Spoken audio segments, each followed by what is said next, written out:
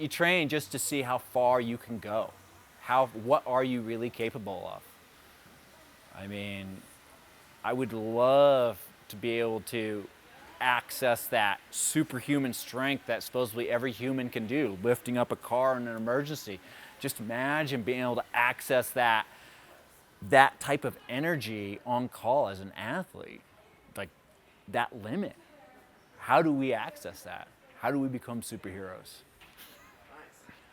My name is Justen Sjong. I've been coaching climbing for 18 years. Currently, I'm working out of Boulder. My story as a climber is I started off as a trad climber. I didn't know there was sport climbing for many years. My first experience with sport was Smith Rocks. I was excited that the bolts were so close together. Then, as the years went by, I got obsessed with El Cap and freeing roots up on El Cap.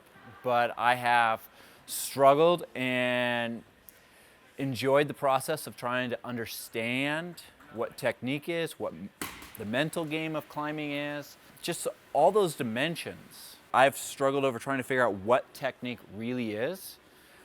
I've had a hard time when people would say, well, I wish my technique was a little bit better. And what is technique? And everyone has a different version of like, well, it's footwork. Well, what's footwork?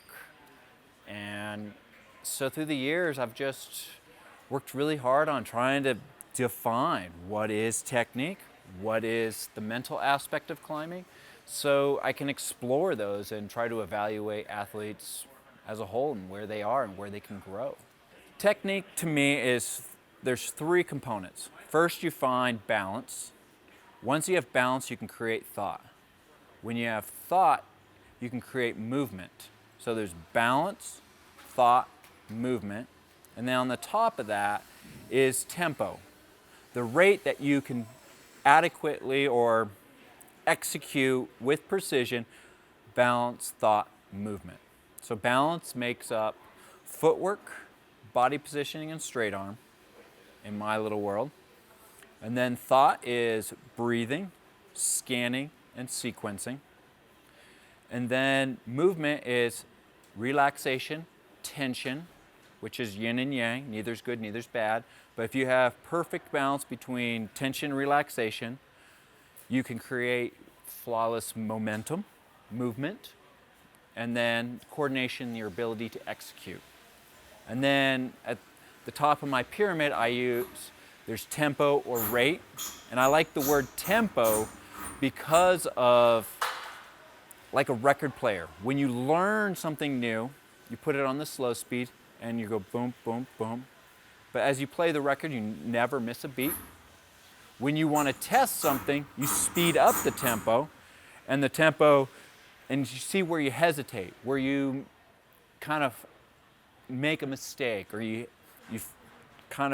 struggling with something, and you haven't quite reached mastery. So you start off slow, learning it, and then you test your ability by upping the tempo, and then we all have a natural cadence, which is where we end up being. So the mental is something I'm still wrapping my head around, but there's your lifestyle choices, your environment, your motivational environment that you live in, your surroundings, the people you choose to interact with. Then you have, on that same thing, your partnership, your relationship with your partner. We all have certain people that we perform better with, and others where we might not perform very well. So there's that connection and understanding what your needs are for your direct environment, your lifestyle. Then there's the direction process. The direction process is reflection, your ability to recall what were the great things you just did, what were the possible changes, and then you have goals. What do you want to focus your next attempt on? So that's your goal setting for right then and there. So you have reflection, goal setting, and visualization. Visualization is your ability to recall and use your senses more than just previewing. Previewing or sequencing is just the steps 1, 2, 3 of a sequence. Visualization brings in your climbing senses. And your climbing senses, to me, are your eyes, being able to take information in. You have your ears. Are you silent? Is your coordination flawless? How is your breathing? Your breathing is very related to your intensity level. Is it adequate for the moment that you are in, climbing? And then you also have touch or feel. Your ability to touch the holds, and do you need to grab the holds, or the holds, are they grabbing you? Or the tension in your body, or the relaxation? Where are you? And those 3 senses can keep you present. So the better when you visualize, your ability to bring in those senses will enhance that experience, the visualization process. Then there's awareness. Awareness is, we all have facial expressions. What is going on with the person? So when I'm coaching, I actually will watch the athlete and their face. I try to get a good sense of what's really going on. Are they thinking? Are they nervous about something? Are they in the future? I can usually tell if they're looking up the line, they're not present. They're looking up the line and anticipating a difficult section up above, or they're in the past and they're dwelling on maybe a mistake they made and they think it's going to be a big issue. So facial expressions. So you can read a lot about an athlete, what's going on in their head by facial expression. The other one's body language. The way they approach a climb. I would say I could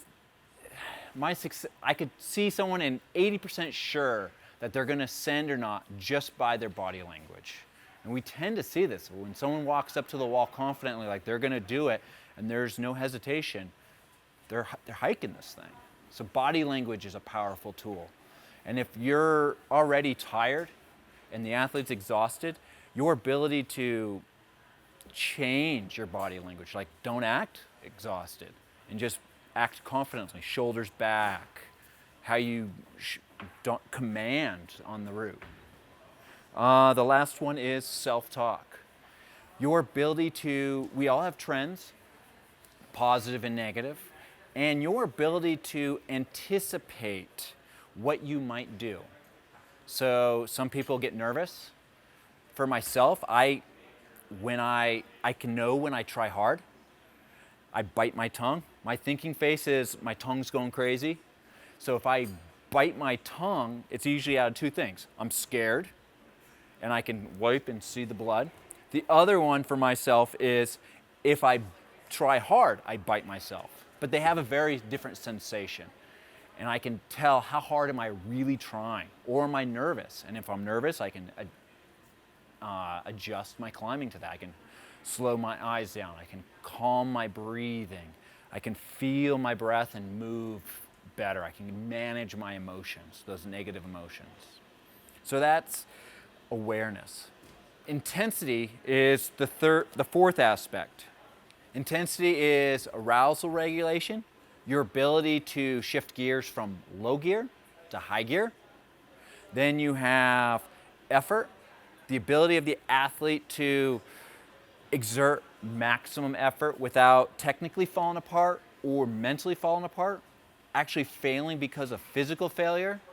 I would say more than 90% of people's efforts are technical flaws building up that add up to a situation of failure, or mental, just giving up. They're exhausted, and you can see that exhaustion, and they literally just give up. And effort, it's a rare situation that an athlete falls at maximum effort, but that is something that you can train. Then there's the mental toughness. No athlete climbs flawlessly. Bad situations happen. We all make mistakes, but how well do you recover from those bad situations? Do you just drop that baggage and just pretend it didn't happen and reflect on it later? Or are you the type of climber that starts dwelling on it as you're climbing and you can't drop that emotion, drop that feeling of, it wasn't flawless, I'm not going to be able to ascend. My typical process, I get a baseline read on something really easy, something way below their ability. If someone climbs 514, I'd like to see them on 510. How do they move in a top rope situation way below their ability? I can see trends, and then we progress up. So that's a baseline, and then we go up to the point of falling apart. Where do things start changing? And I get a read of their personality. Your personality comes out in your climbing style. Building a rapport, so I can honestly give honest feedback, and that's not easy sometimes. Not everyone wants to hear what needs to change. And then I express what I see and a game plan on how to overcome or make these changes.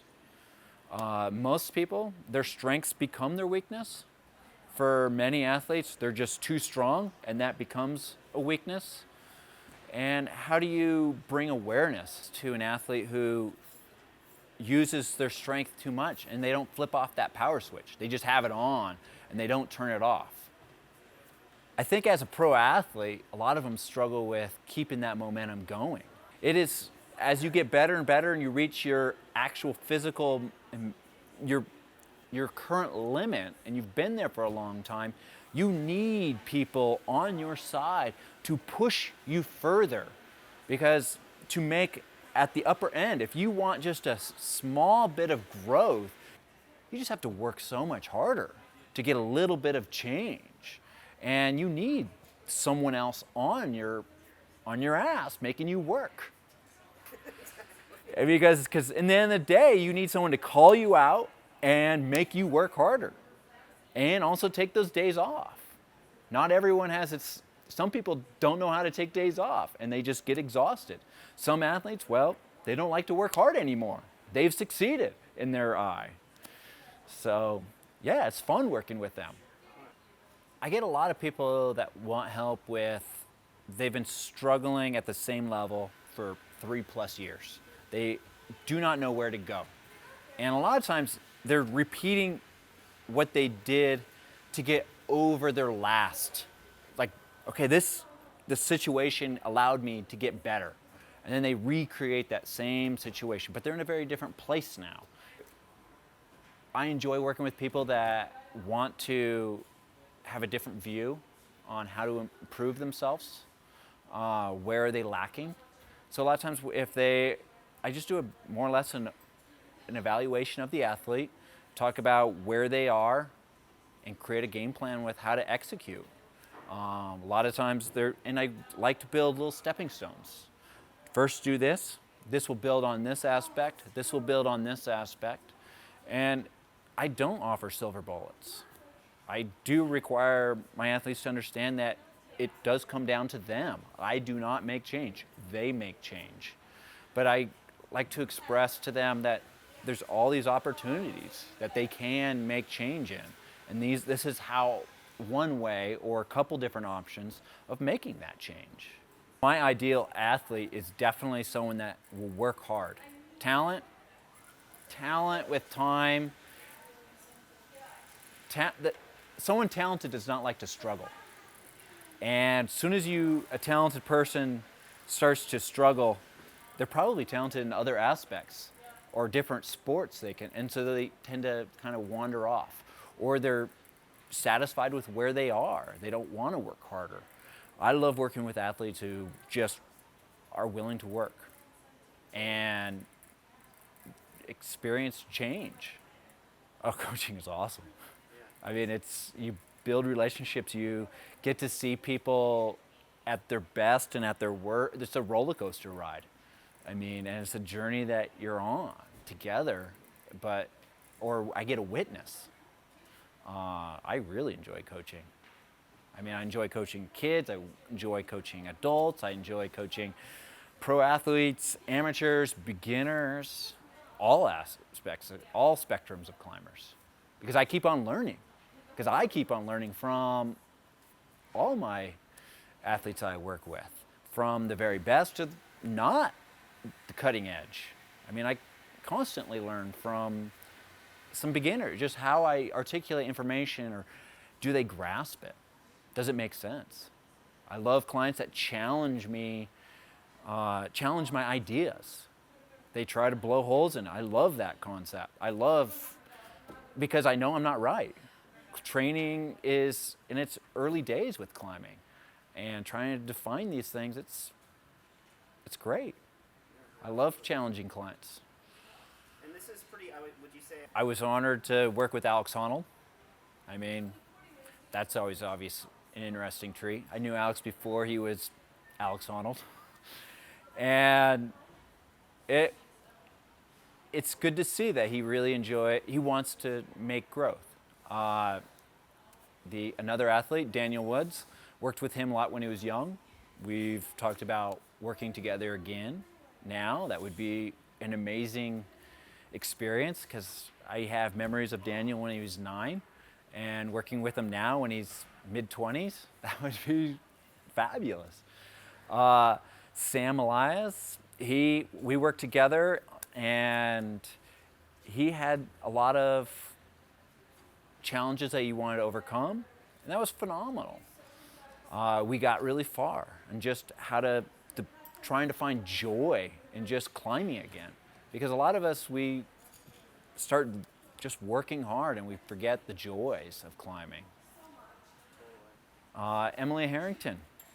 I mean, I've worked with Emily for forever also, and we have a great personal relationship, and I've seen her go from World Cup climber to reshaping herself and exploring, like, who does Emily want to become now as an adult, more or less, as someone who's done one thing and redefining herself. It's exciting to see her exploring sport climbing big walls and Everest and all these other ice climbing comps, and that wasn't the same girl that I knew when she was little.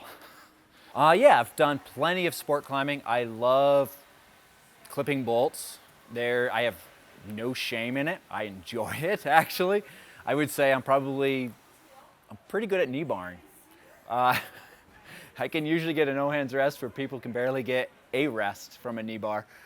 And I've climbed up to 14C, and I enjoy doing it. It's never been an obsession, but it's a pleasurable experience, and it's a great way to train. So early on, I was just struggling with trad climbing, making my way up 5.9s, and I think it was the 1998 cover of Climbing or something where Alex Huber's on the Salathe, and that sparked me to wanting to free El Cap. And I was definitely having a hard time at 5.9 at that time, and I had dreams of freeing the big stone, and I worked really hard, and I've had many failed attempts, many years of failing on El Cap, and I did one of the early ascents of the Salathe, the original way, the original through the head wall.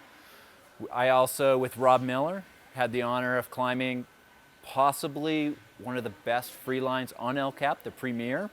Beautiful corners, lie back, stemming, face pitches, pitch after pitch of elegant climbing. Very little groveling. I would say there's probably like 50 feet of groveling on the Premier. And then the next year in 2008, Tommy and I together freed Magic Mushroom, and that one is groveling. That one is definitely, Real El Cap route. that's trad climbing.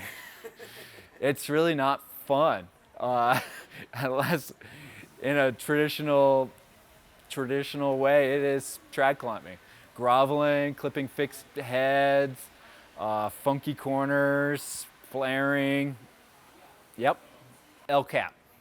Big walls, long continuous sufferfests it has a very big strategic plan needed to succeed. I like to struggle. I like to suffer in that way. I enjoy the journey rather than the goal. I mean, I struggled over trying to free the Salathe for 5 years. I mean, I failed and failed and failed, and finally I figured out how to do it. And I enjoy that process. But failure is an opportunity to grow. And to grow, you must fail, and you need to fail a lot. And failing is great. I mean, you don't know where your limit is until you keep failing, and then you can't do. That's your limit. But a lot of times, if you're persistent, you succeed eventually.